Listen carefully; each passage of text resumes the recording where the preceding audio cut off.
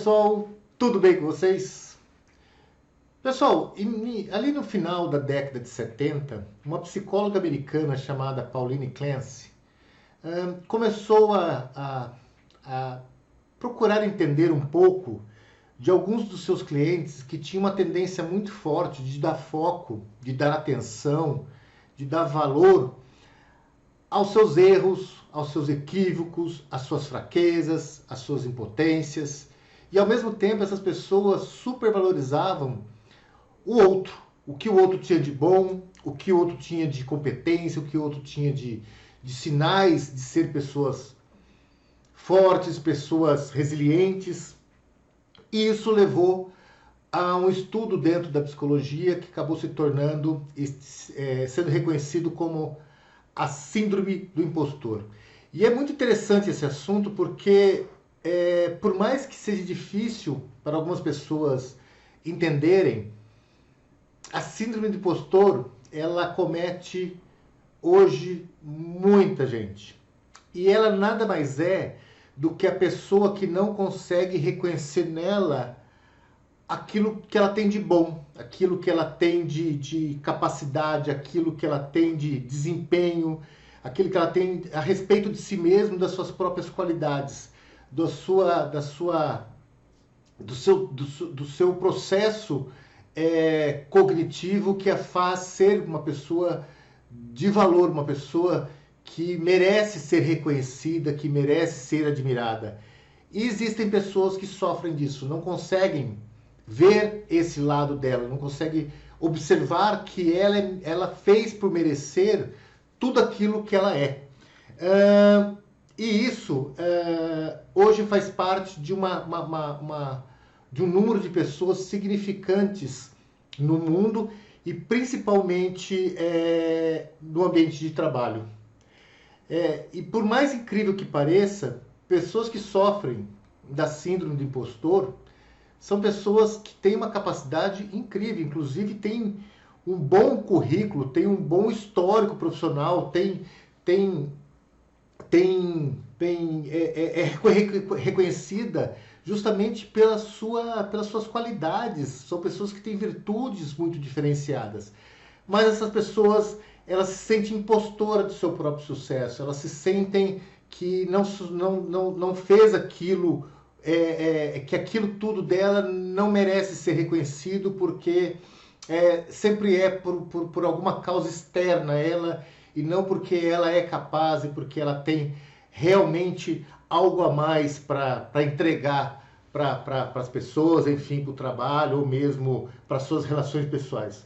Normalmente, a síndrome do impostor, ela é parte de pessoas que têm uma baixa autoestima e curiosamente, mas também compreensível dentro da psicologia comportamental, são pessoas que, justamente por sofrerem dessa síndrome, pela própria questão da baixa autoestima, são pessoas que se fundamentam muito a sua persona em suas sombras.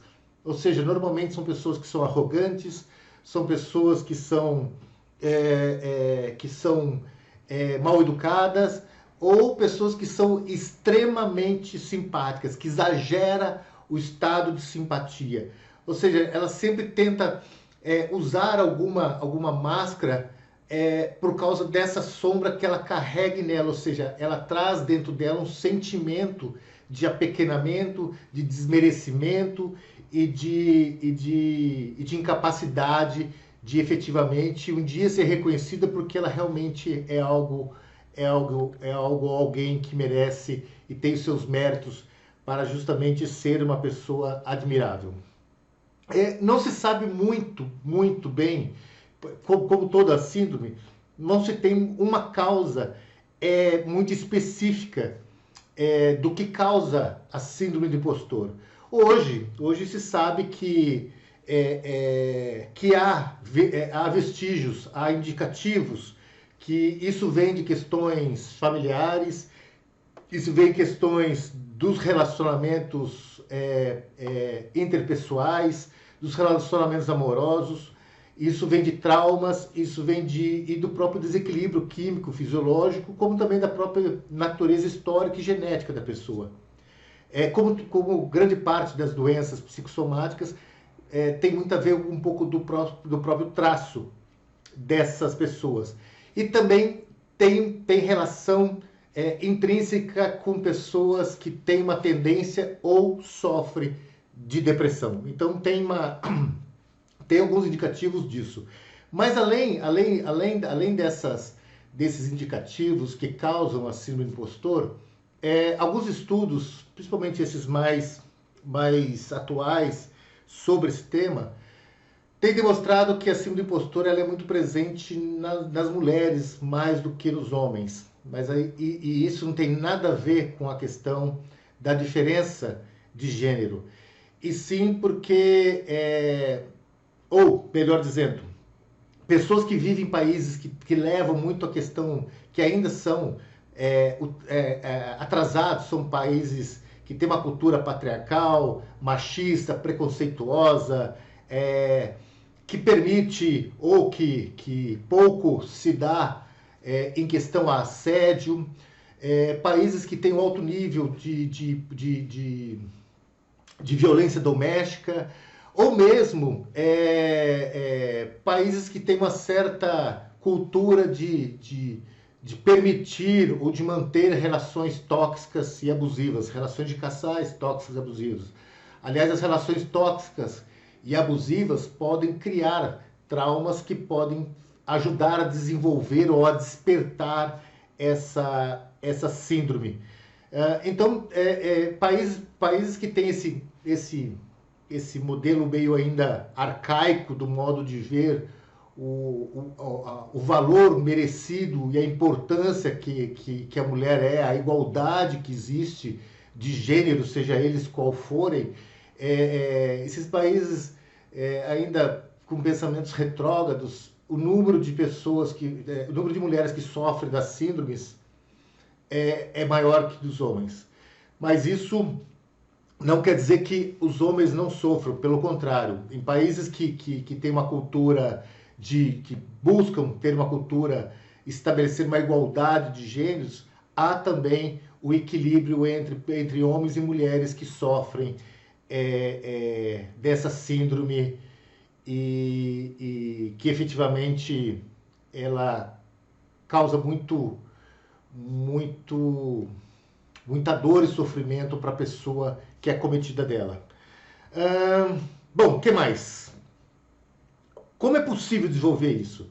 O que os estudos hoje apontam é que uma grande parte das pessoas que sofrem dessa síndrome do impostor, ela tem ela traz com ela uma condição muito onipresente de querer fugir da realidade, do modo que ela vê a vida. E é claro, isso pode ser por questões de relacionamentos, como eu falei, questões pessoais, questões introspectivas, mas ela usa o artifício, ela usa essa camada, essa maneira de proteção dessa síndrome do impostor, justamente para tentar não viver a sua realidade e de alguma maneira buscar justificar o porquê que ela aceita viver o mundo que ela está vivendo, ou a condição que ela está vivendo, o estado emocional e sentimental que ela está vivendo. Então a síndrome é como se fosse ali um catalisador justificador da condição que a perspectiva dela de ver a própria vida. E nessa proposta dessa fuga, dessa fraude que ela traz dela com ela mesma, existem dois modelos básicos que são fáceis de identificar nas pessoas que sofrem da síndrome, que é o que hoje que é chamado de overdoing ou fazer demais, que são pessoas que fazem, se tiveram um trabalha, ou seja, se esforçam ao máximo para alcançar aquilo. E quando alcança, ela carrega com ela, olha que coisa mais maluca, ela carrega com ela uma justificativa que ela só conseguiu aquilo porque ela se esforçou muito. E que justamente isso demonstra para ela que a vida ela não vai conseguir outras vezes porque ela teria que se esforçar muito, ela não conseguiria ter tanta força, energia, tanta potência de agir como ela agiu na maneira que ela conseguiu. Ou seja, ela tenta encontrar uma desculpa que ela não vai conseguir mais porque ela talvez não seja mais capaz de tantos esforços, de tanta dedicação para alcançar algo. E assim ela com a síndrome do impostor, ela vai se sentindo abatida e que vai desmotivando e abaixando essa autoestima, porque ela considera que é o esforço que a fez conquistar e não suas capacidades cognitivas ou capacidades pessoais, morais ou suas virtudes, enfim. E tem aquele que chama underdoing, que é fazer menos. Que é o contrário, as pessoas que chama self-help, que é colocar as pedras no caminho. Essa pessoa, ela normalmente, elas tentam atrasar o máximo possível para alcançar algo. Ela tenta deixar acumular muitas funções, ela deixa tudo para a última hora, ela não se esforça tanto, ela tenta arranjar sempre dificuldades, sempre colocar uma pedra ali para criar dificuldades para que ela efetivamente faça aquela ação para alcançar algo, para chegar a algum lugar ou para dar conta daquilo que ela se torna responsável, enfim. Isso leva ela, a pessoa que sofre da síndrome do impostor, leva a pensar da seguinte forma: bom, se eu não conseguir, é porque eu nem queria, já que eu nem me dediquei, já que eu mesmo vi que não queria, que não me importei com isso, enfim, eu tinha coisas mais importantes, eu tinha projetos mais interessantes, aquilo nem me identificava muito com aquilo, ou seja, ela vai buscar uma justificativa do porquê ela tomou aquela ação e porquê ela não se dedicou tanto ou não fez dentro de um planejamento, dentro de uma maneira adequada. Agora, se ela mesmo agindo dessa forma, ela consegue alcançar algo, aquele objetivo, ou, enfim, consegue aquela conquista que estava ali, ela vai falar que ela não mereceu porque aquilo pertenceu ao acaso, foi sorte. Ah, foi sorte, eu não fiz nem por merecer, nem sei se eu queria, então foi sorte. Ou, inclusive, achar que foi uma fraude, que alguém fez algo por ela, tentou ajudar ela a conseguir aquilo, porque sei lá, de inúmeras imaginações, alucinações, mas que ou porque tinha dó, ou porque se sentiu que aquela pessoa estava sofrendo, ou por uma questão de achar que aquela pessoa é uma coitadinha. Então ela vai alucinando, mas ela nunca consegue identificar nela as suas capacidades. Ela sempre vai ter uma justificativa para menosprezar ela mesma. Bom, e como é possível quebrar a síndrome de impostor? Como é possível uma pessoa conseguir vencer essa síndrome que tanto faz mal, né? Que tanto nos traz dor, nos traz angústia, nos traz sofrimento, que tanto prejudica a vida, prejudica o próprio viver, a potência de viver, a alegria de viver, as relações, o amor, o sentimento. Bom, aqui eu vou deixar alguns pontos que eu acho que vale a pena quem se identifica com a síndrome ou quem está percebendo essa baixa autoestima que está levando justamente a deixar de reconhecer a si mesmo. Eu vou deixar alguns pontos que eu acho que vale a pena a gente refletir. E se você está passando por isso, talvez possa lhe auxiliar a pensar um pouco a mais sobre o que fazer com a síndrome. Bom, primeiro ponto que eu acho fundamental é você entender as suas relações humanas. Com quem você está convivendo, quem está do seu lado, quem são seus amigos, quem é a pessoa, o seu parceiro, aquela pessoa que você tem uma relação conjúgue, uma relação comum de paixão, de amor, o ambiente do seu trabalho, ou seja, observar as suas relações nesse momento. É sempre importante entender que pessoas que vivem vivencie uma relação tóxica ou abusiva, essa pessoa pode desenvolver a síndrome justamente por causa da relação. Aliás, viver ao lado ou estar ao lado de pessoas tóxicas nos torna tóxicos também, porque é um estado de emoção e de sentimento que nos faz instigar aquilo de pior que nós temos e é bem passível de uma pessoa que está do lado de alguém tóxico se tornar tóxica. Então é muito importante você perceber a qualidade das pessoas que está do seu lado, a qualidade do ambiente em que você vive, a qualidade do ambiente familiar, do ambiente das amizades, do ambiente de trabalho, para ver o quanto isso está impactando na sua vida. Um outro ponto que eu acho fundamental é colocar no papel aquilo que você faz de bom. É colocar no papel as suas conquistas. Colocar no papel uma linha do tempo e mostrar que se você chegou até aqui, foi pelas suas capacidades, não foi pelo acaso. Não foi o destino que te trouxe aqui, mas foi suas escolhas. E às vezes é importante a gente observar isso em figura, em imagem, e perceber que sua vida tem um caminho, ela tem um segmento, ela tem uma linha que te trouxe até aqui.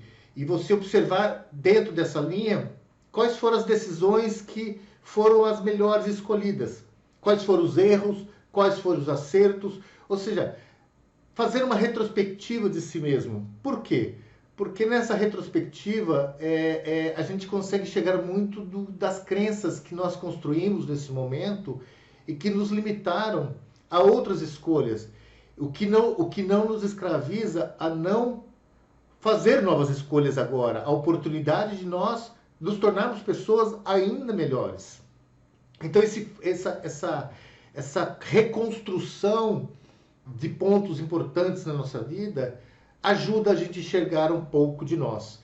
E ela vai se tornar mais eficiente se você tiver um bom profissional, um bom terapeuta comportamental, um bom psicólogo comportamental, humanista, junto com você. Porque ele vai te fazer perguntas, questões de você colocar em dúvida você mesmo e nessa dúvida fazer uma autoanálise. Espera aí, por que eu acho que é assim? Por que eu acho isso? Por que eu acho aquilo? Ou por que eu penso dessa forma? Por que eu entendo dessa forma?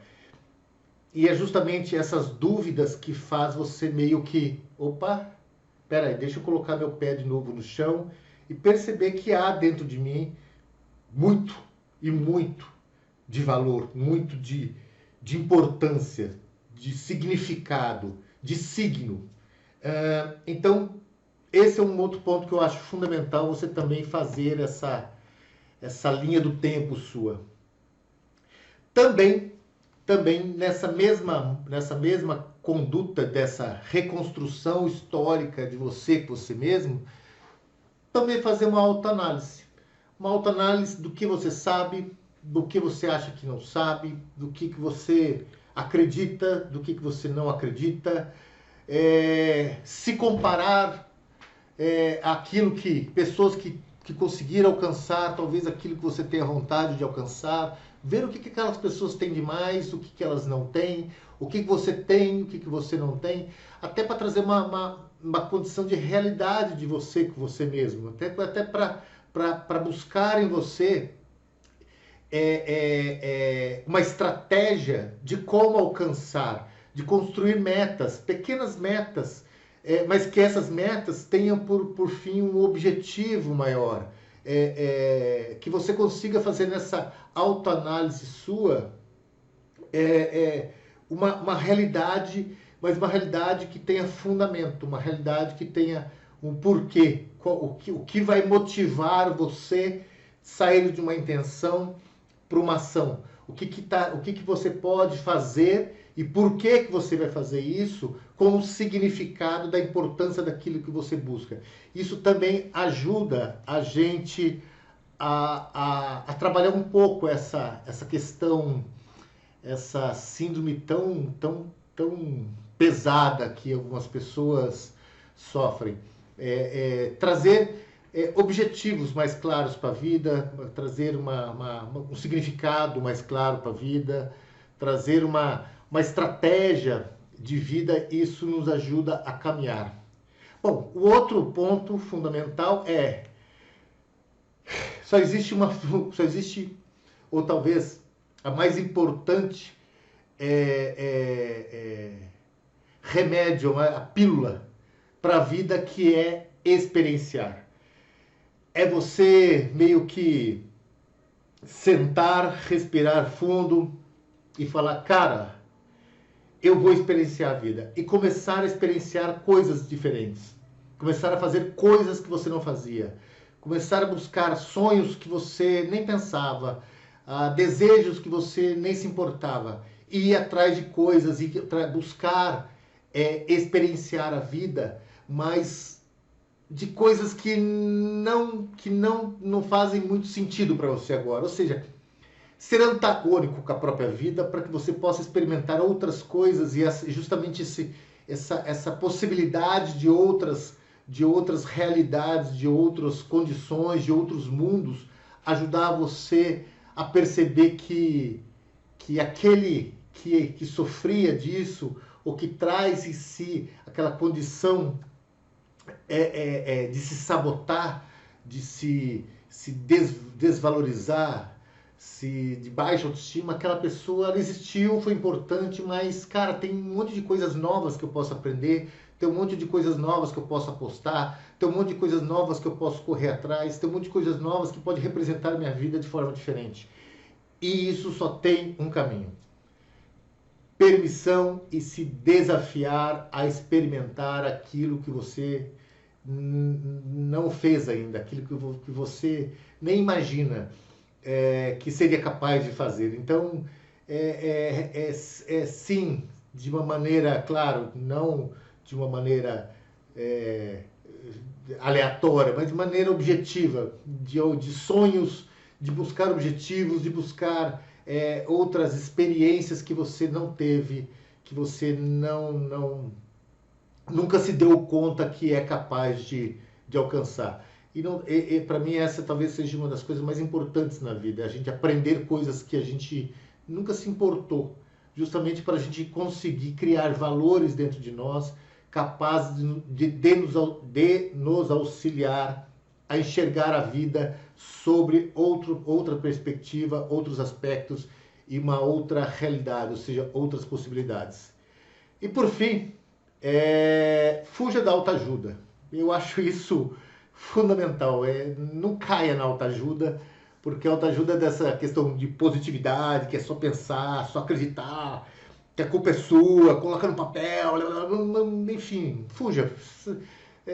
Se você for precisar de ajuda de alguém, procure um bom especialista de saúde mental, e não esses livrinhos que ficam colocando em prova você mesmo, com 10 lições para isso, 20 lições para aquilo, 100 lições para aquilo, manual não sei do que. Isso só vai te levar ao buraco, isso só ajuda quem escreve, não vai ajudar você em nada. É muito ralo, muito vazio, é uma falta de perspectiva total de quem é você com você mesmo. Então, se a necessidade buscar ajuda, que você busca você mesmo. E por fim, que eu acho interessante, é também perceber qual tipo de atribuição que você está fazendo quanto a essa síndrome do impostor que você está sofrendo. Se ela tem mais a ver com uma questão interna versus o externo, ou seja, você sempre achar que o outro pode, que você não pode, que você é incapaz e que o outro é capaz, você sempre dar olhos ao outro muito mais do que a você mesmo.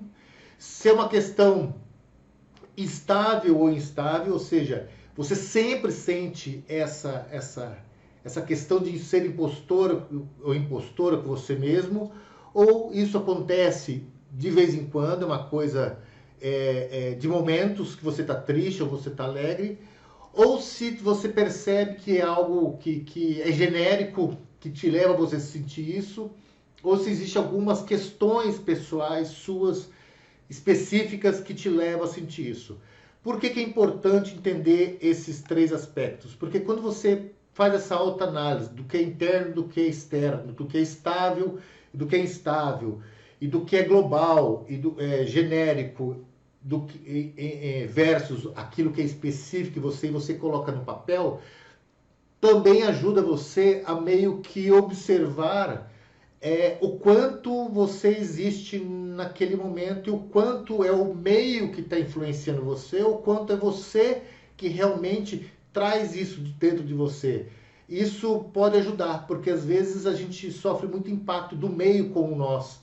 E talvez o meio seja o tóxico, o meio seja o poluente, o grande causador. Agora, quando a gente percebe que a questão está interna a nós, aí não tem talvez melhor, eu nunca gosto de dar palpites ou indicar, mas quando você percebe que é muito interno, talvez a melhor ajuda seja um especialista mesmo. É o que eu falei, um bom terapeuta cognitivo comportamental, um bom psicólogo cognitivo e humanista,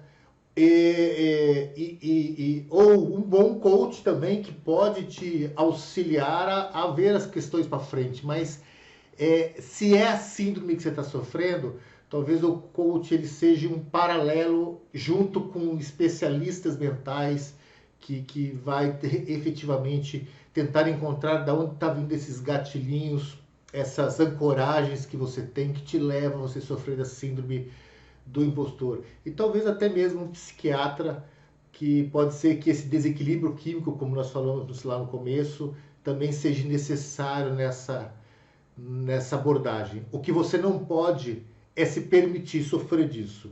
Isso tem cura, isso tem tratamento, isso tem como você sair dessa enroscada que a gente acaba sofrendo com nós mesmos. E essas enroscadas às vezes às vezes são questões que podem ser resolvidas com algumas ações, com algumas atitudes nossas, com algumas mudanças que a gente faz com a nossa própria vida. O que você não pode é sofrer. O que você não pode é tornar isso normal. Se você se identifica com essa síndrome, você tem que procurar ajuda, porque ninguém merece isso. Aliás, ninguém é apequenado. Não existe pessoas que não tenham valor, que não existe pessoas que não tenham significado, que não tenham virtudes, que não tenham algo para ser admirado, para ser amado, para ser reconhecido. Então, se você reconhece ou se reconhece um pouco com isso, procure ajuda, porque tem cura, pode ser tratado e não acredite, não é um trabalho, enfim, um tratamento dolorido ou cansativo ou exigente, não. É algo realmente que você vai sentir prazer de fazer ao trabalhar essa síndrome para tornar você uma pessoa plena, feliz, com uma boa saúde mental, com um bom bem-estar, uma boa qualidade de vida. Então, minha dica aqui se você se identifica com algo, procure um especialista, que eu tenho certeza que você vai passar por isso, assim, como se diz, que eu nunca entendi, né? Com os pés nas costas. Eu nunca imaginei alguém colocando os pés nas costas. Mas se você procurar um bom profissional, uma boa pessoa para te dar a mão e você vencer essa síndrome, eu tenho certeza que você vai fazer isso de uma maneira muito leve e vai te trazer um retorno e uma plenitude de vida que talvez você ainda não tenha conhecido, de tão bom que é se livrar disso. Tá bom? Um abraço para vocês, até o próximo vídeo. Eu vou deixar aqui uma indicação do livro no final do vídeo, que é um livro que trata um pouco desse tema e que eu acho que vale a pena se você se identifica com isso ou com algo do que eu falei, talvez valha a pena ler, porque ele vai te criar um pouco mais de lucidez sobre o tema e sobre você mesmo. Um beijo para vocês e até a próxima.